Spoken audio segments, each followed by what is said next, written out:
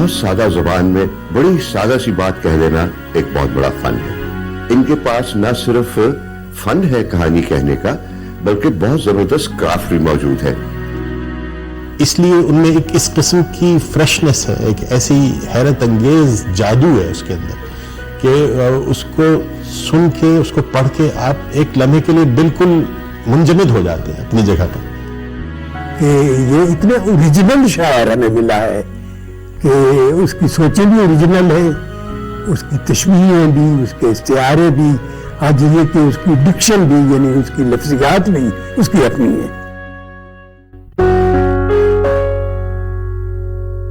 मेरी जिंदगी एक मुसलसल सफर है, जो मंजिल पे पहुंचा तो मंजिल बढ़ा दी। वाह क्या बात। आपने इतनी सारी मंजिलें तय की हैं और इंशाल्लाह आगे भी करेंगे। और जानना चाहेंगे कि ये कलम से जो आपकी दोस्ती और मोहब्बत हुई, तो उसकी शुरुआत कहाँ और कैसे हुई?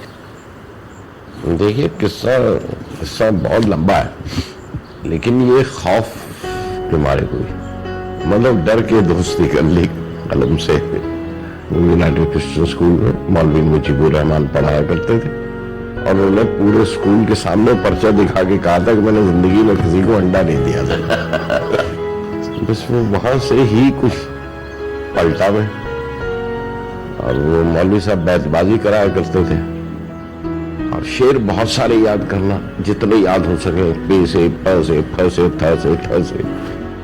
लेकिन जब मतलब आहिस्ता आहिस्ता शऊर हुआ, उनके मतलब भी समझ में आने लगे, तो फिर वो चूरा आपके अंदर रह जाता है।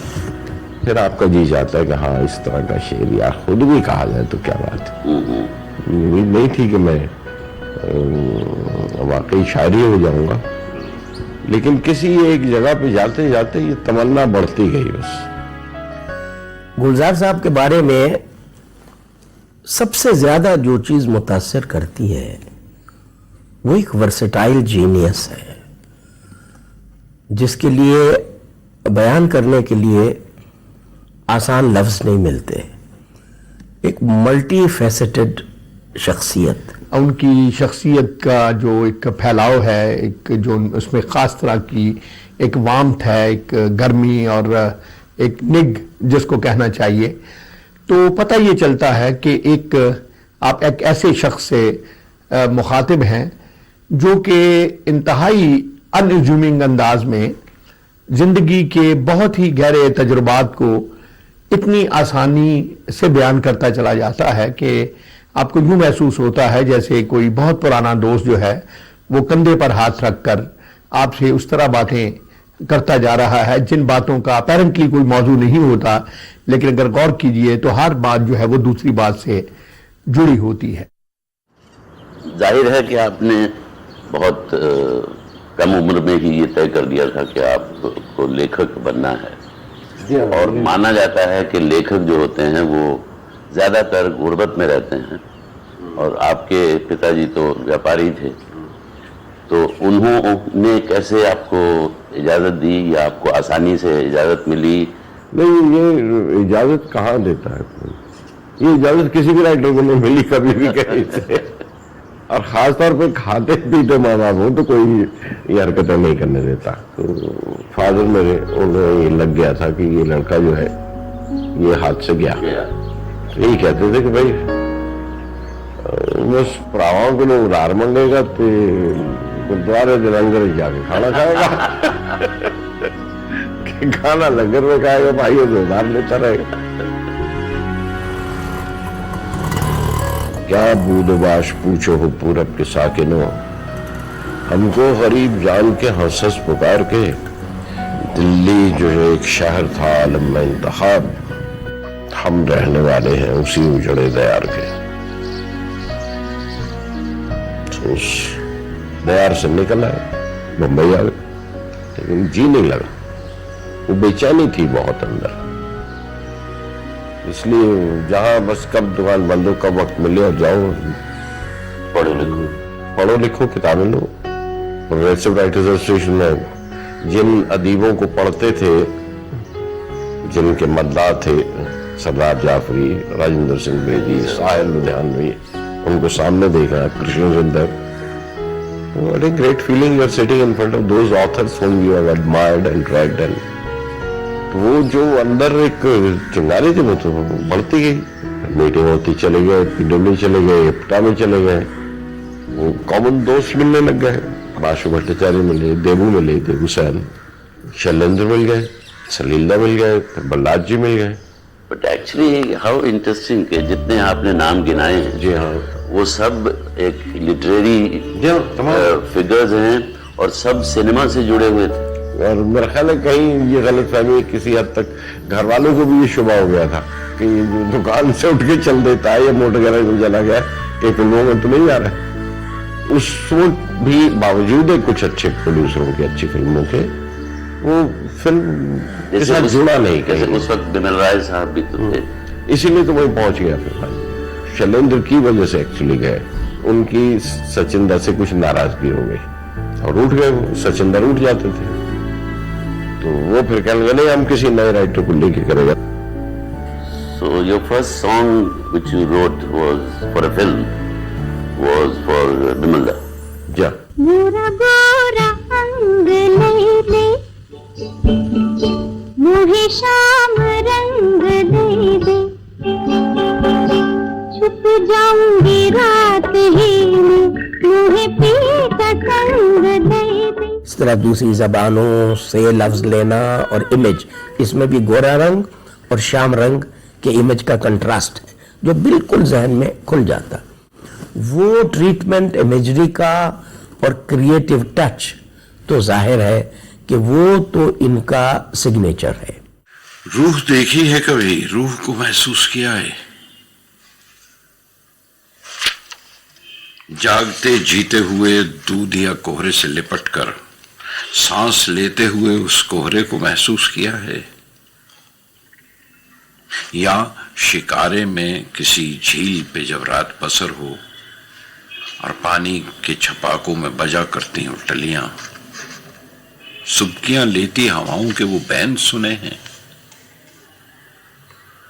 14वीं रात के बर्फाब से एक चांद को जब ढेर से साए पकड़ने के लिए भागते हैं, तुमने साहिल पे खड़े गिरजे की दीवार से लगकर मां की गहनाती हुई कोख को महसूस किया है। जिस्म 100 बार जले तब भी वही मट्टी का ढेला, रूह एक बार जलेगी तो वो कंदन होगी। रूह देखी है कभी, रूह को महसूस किया है।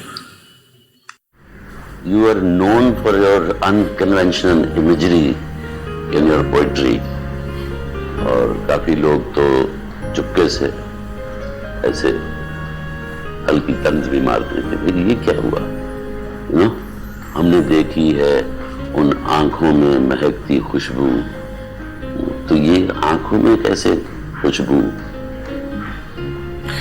ये तो शायर की अपनी अपनी सेंसिबिलिटीज हैं।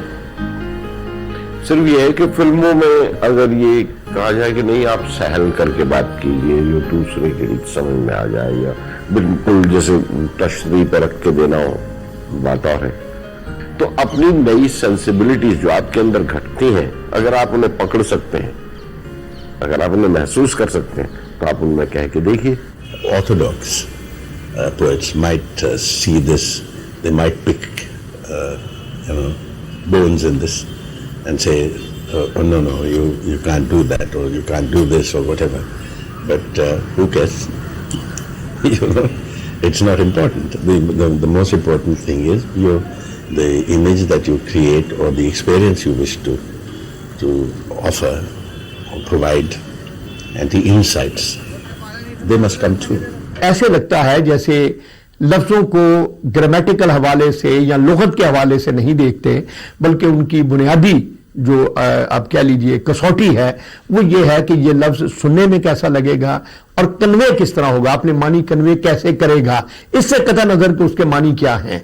तो ये चीज जो है ये भी मैं समझता हूं कि एक बहुत बड़े तख्लीकी जो ज़हन है उसकी नुमाइंदगी करती है।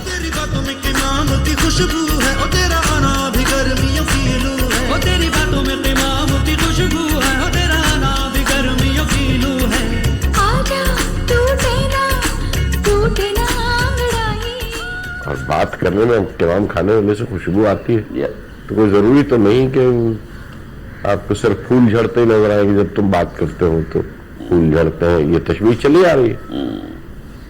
लेकिन तमाम की खुशबू और हल्के फुल्के गाने में आप कह रहे हैं। या पहली जब आप फिल्म अपनी डायरेक्ट कर रहे थे मेरे अपने, और उसी दौरान आपकी दूसरी किताब छपी एक बूंद चांद, क्या तो मतलब कभी भी आपने अपने इस पहली मोहब्बत को नजरअंदाज नहीं किया, उसको पीछे नहीं धकेला और उसको बिल्कुल बरकरार साथ साथ रखा, which is quite a tough thing to do.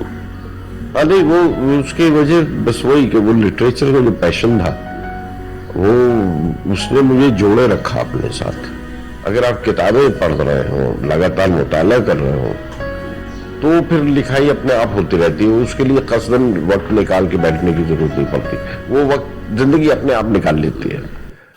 किताबें झांकती हैं बंद अलमारी के शीशों से, बड़ी हसरत से तकती हैं, महीनों अब मुलाकातें नहीं होती हैं। जो शामें उनकी सोहबत में कटा करती थी अब अक्सर गुजर जाती हैं कंप्यूटर के पर्दों पर। बड़ी बेचैन रहती हैं किताबें, उन्हें अब नींद में चलने की आदत हो गई है। किताबों से जो जाती राब्ता था कट गया है। कभी सीने पे रख के लेट जाते थे, कभी गोदी में लेते थे, कभी घुटनों को अपने रहल की सूरत बनाकर नीम सजदे में पड़ा करते थे, छूते थे जबीं से। वो सारा इल्म तो मिलता रहेगा आइंदा भी, मगर वो जो किताबों से मिला करते थे सूखे फूल और महके हुए रुके, किताबें मांगने गिरने उठाने के बहाने रिश्ते बनते थे, उनका क्या होगा? वो शायद अब नहीं होंगे। किताबें झांकती हैं बंद अलमारी के शीशों से। So I think Gulzar Sahab has very nicely balanced the two worlds, and he now lives, I think, in both worlds.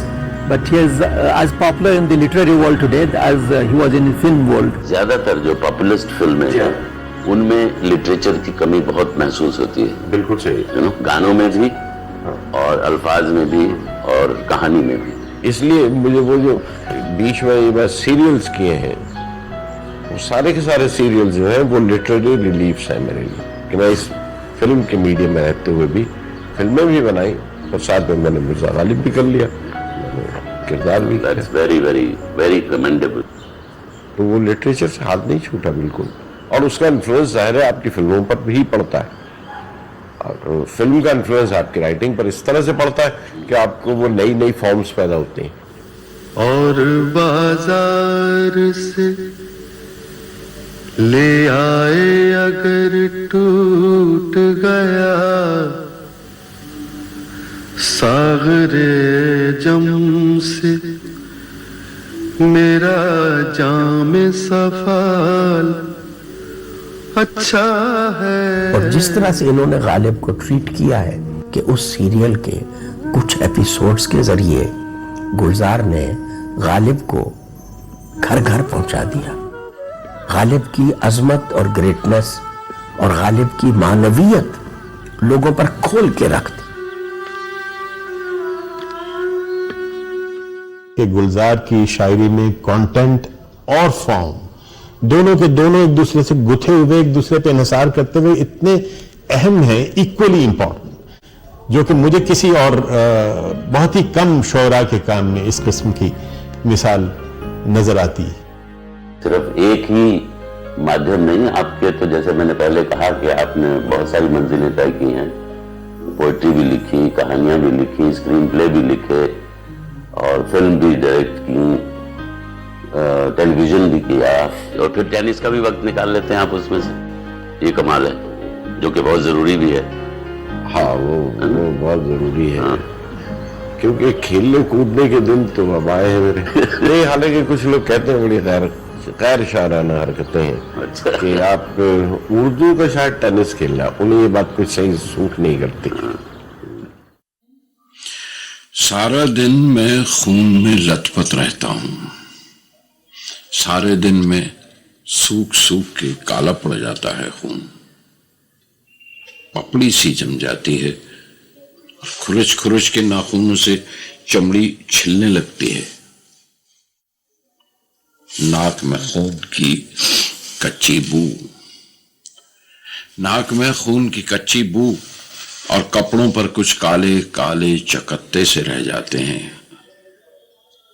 रोज सुबह अखबार मेरे घर खून से लथपथ आता है। अच्छा सर, आपकी राइटिंग में, मतलब पोइट्री में, कहानियों में और फिल्म्स में, जो फिल्में आपने बनाई हैं, एक सोशल कमिटमेंट काफी स्ट्रॉन्ग होती है। सही है, आप में नहीं? Even in your choice of films, है ना? कोशिश मतलब सब कुछ करते हुए भी, because you are aware of your surroundings, आप कहीं ना कहीं एक सोशल रिस्पॉन्सिबिलिटी तो महसूस करते हैं ना, और वो कहना और उसका रिएक्शन देना और उस पर बात करना, it's a part of any creative artist. इसलिए मैं कहता हूँ कि पहली फिल्म से लेकर आखिर तक मैं वो कहता, कहीं ना कहीं कहता आया हूँ, लेकिन माचिस वॉज द टाइम जिस वक्त मुझे दो बातें थी उसमें। एक तो 84 का जो असर हुआ था उसे ऑब्जेक्टिवली देखने के लिए आई हैड टू मेट, आप जब ऑब्जेक्टिवली कह पाए, वरना उस गर्मी में ये किसी भी तरफ जा सकती थी बात। दूसरा खतरा ये था कि मुझे ये नहीं पता था कि मैं इसके बाद कितनी देर अब सर्कुलेशन में रहूंगा, कब तक फिल्में बना पाऊंगा। So this is the time for me now to say it and purge it out. Right. कहाँ है वो सब घर वाले? आधे 47 ने खा लिए थे, आधे 84 खा गया। लिरिक्स का पहला इंप्रेशन मेरे ऊपर गुलजार साहब का है। आई थिंक मेरे अपने का गाना था, हाल चाल ठीक ठाक है, सब कुछ ठीक ठाक है। उसमें जिस तरीके से एक सोशल कमेंट और एक सरकास्टिक उस वक्त के यूथ की जो बात की है कि बीए किया है, एमए किया, लगता है वो भी एमए किया, और उसके बाद इतना बड़ा कमेंट कि काम नहीं है वरना यहाँ आपकी दुआ से बाकी ठीक ठाक है। आई थिंक ये एक इतना बड़ा उस वक्त का सोशल कमेंट था, और इतने मजाक में, इतने मजाहिया तरीके में और इतने गाने में जो उसको यूज किया, I think that was his genius. किया है एवे किया, लगता है वो भी एवे किया, काम नहीं है वरना यहाँ आपकी दुआ से सब ठीक ठाक है। And certainly his political ideas, his idea of secularism, all these various things that come in, show themselves in different ways through his entire oeuvre, whether it is film or literature, you know, whatever he's done. ये देखिए क्या पता है? हाँ? कबड्डी। हाँ, हमारे यहाँ इसे उतुतु बोलते हैं। यही सब किया करते हैं पॉलिटिशियंस गद्दी पे बैठकर, उठा पटक, खींचा तानी, इसकी टांग खींच, उसका हाथ मरोड़, इसको बिठा, उसको उठा। पार्टीशन के साथ भी, हालांकि वो कुछ हद तक समझ में आता है क्योंकि आपके परिवार ने पार्टीशन की गर्मी को महसूस किया है। नहीं, मैंने अपनी आंखों से जो खून खराबा देखा है, चिपकी हुई अर्ध जली लाशें सड़क पे, उनमें तमाम मोहल्ला जिसमें बदबू से फैली हुई, और उन्हें जिस वक्त बेलचों से खुरच खुरच के सड़क से ट्रकों में डाला गया है, मैंने उस उम्र में देखा है। इसलिए वो मुझे हॉट करता रहा 25-30 साल तक। तुम मुसलमान हो, तुम्हें क्या लगता है? शक्ल से तो क्या, शक्ल से क्या लगता है? शक्ल से तो कुछ नहीं लगते।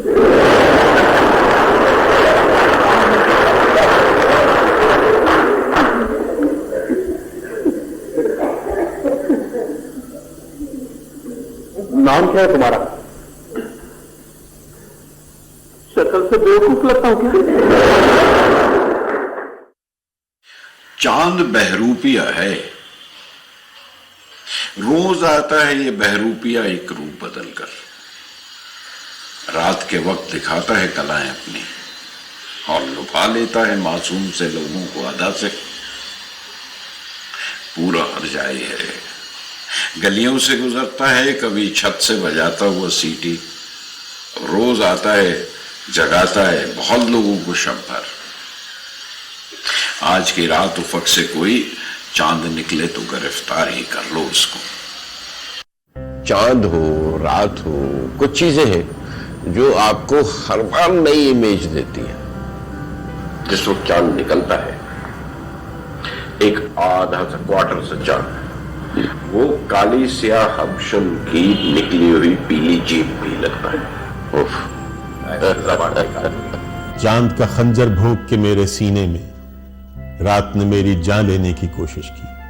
अब इस किस्म की बात और ये अंदाज जो है और ये तरकीब कभी उर्दू शायरी की गजल में इस्तेमाल नहीं हुई। चांद की बूंद या चौरस चांद या गहनाए हुए चांद की धज्जी।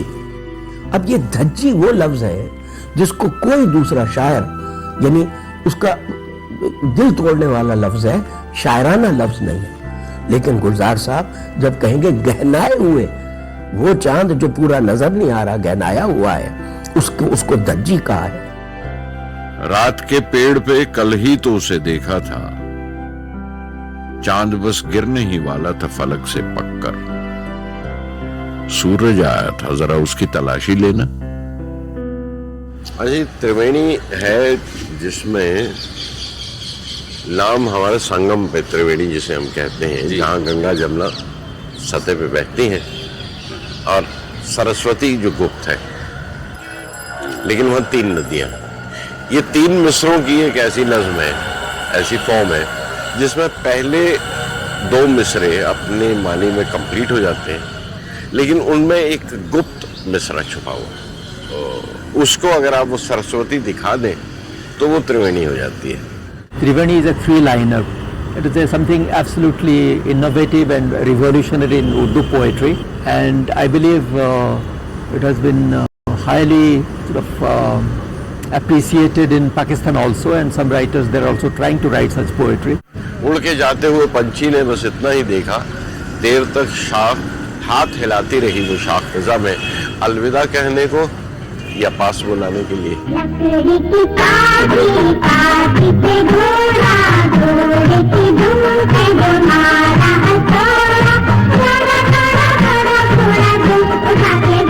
मेरा गुलजार साहब अपना ये मानना हो सकता है, मैं गलत हूँ, मैं दावे के साथ नहीं कर सकता, लेकिन मुझे ऐसा लगता है कि बच्चों के बारे में, बच्चों के लिए लिटरेचर बहुत कम लोग लिखते हैं। सही है, ये सही है ना? बिल्कुल सही। हाँ। लेकिन आप काफ़ी तवज्जो देते हैं, बच्चों के लिए लिखते हैं। वो ज़रूरी समझा। एक्चुअली हमारे बच्चों की राइटिंग को लोग बाएं हाथ का खेल समझ के ना बड़े राइटर समझते हैं, बचकाना समझते हैं। हाँ, बच्चों के साथ ये है कि आप 2 साल के बच्चे के लिए जब कहानी लिखते हैं तो वो आप 6 साल के बच्चे को नहीं दे सकते, और 6 साल के बच्चे के लिए जो लिख रहे हैं वो आप 9 साल के बच्चे को नहीं दे सकते। तो उसमें मेहनत ज्यादा है और आपको सीखना पड़ता है कि बच्चों के साथ बात करने के लिए कौन सा लहजा अपनाया जाए। तो उसके लिए सबसे अच्छी मिसाल ये थी कि मैं अपने घर से शुरुआत करूँ। अपनी बिटिया से शुरू किया। बिटिया से जब उसकी पैदा हुई तो मैंने पहली किताब उसके पहले साल पे उसको प्रेजेंट की, तो उसके हर जन्मदिन पर मैं एक किताब देता था। तो उससे ये मुझे महसूस हुआ, पता चला कि हाँ, इससे मैं 5 साल की थी तब तो और तरह बात करता था, अब 9 साल की होगी और तरह बात करना। हाँ, लवली। तो this was a process of learning. I kept writing for children. He is connected with an organization called Prayas in Bhopal, where a lot of children are being taken care of by that society there. And he produced a children's alphabet book called Qaeda. He innovated and introduced English words there, like फा के लिए flask इस्तेमाल किया है. So I think this is a very revolutionary idea in children's first books or alphabet books. मैंने सुना है कि आपने एक बड़ी प्यारी सी हरकत की थी जब आप 16-17 साल के थे, कि मुपासा की किताब आपको मिली. जी हाँ, आपको याद आ रहा है मुझे लगता है. तो आपने उसे गौर से देखा कि ये किताब है और यहाँ लिखा है मुपासा ऑथर. तो आपने मुपासा को मिटा के खुद का नाम लिखा गुलजार, उसको सजाया और फिर ऐसा देखा कि भाई ये गुलजार ऑथर कैसा लगेगा। तो आज गुलजार ऑथर को कैसा लग रहा है ये सब सोच के? हाँ जी, मुपासा तो आज भी नहीं बना। मुपासा तो मुपासा है, लेकिन ये जरूर है कि वो जो पैशन, जिस पैशन ने और जिस शिद्दत के साथ महसूस किया था कि मुझे ऑथर बनना है, मुझे लिखना है, मुझे किताबें लिखनी है, वो कर रहा हूँ और वो आज भी कर रहा हूँ। आज भी जैसे कहा आपसे मैंने कि एक फिल्म मुकम्मल करके मुझे उतनी खुशी नहीं होती। खुशी होती है, ऐसा नहीं कि खुश नहीं होता, लेकिन जो तसल्ली एक किताब मुकम्मल करने पर होती है वो बेपनाह है, because that is my total self। उसमें किसी का लेंस शामिल नहीं है, उसमें कोई एक्टर शामिल नहीं है, उसमें कोई मेकअप शामिल नहीं है, उसमें कोई कॉस्ट्यूम शामिल नहीं है। That is totally myself and most honest one that I still keep writing. How beautiful. वो जो शायर था, बहकी बहकी सी बातें करता था, आंखें कानों पे रख के सुनता था गूंगी खामोशियों की आवाजें, जमा करता था चांद के साए, गीली गीली सी दूर की बूंदें, ओक में भर के खड़खड़ाता था रूखे रूखे से रात के पत्ते, और वक्त के इस घनेरे जंगल में कच्चे पक्के से लम्हे चुनता था। हाँ, वही वो अजीब सा शायर, रात को उठ के कोहनियों के बल चांद की थोड़ी चूमा करता था। चांद से गिर के मर गया है वो, लोग कहते हैं खुदकुशी की है। मुसाफिर हूँ यारो, ना घर है ना ठिकाना, मुझे चलते जाना है, बस चलते जाना।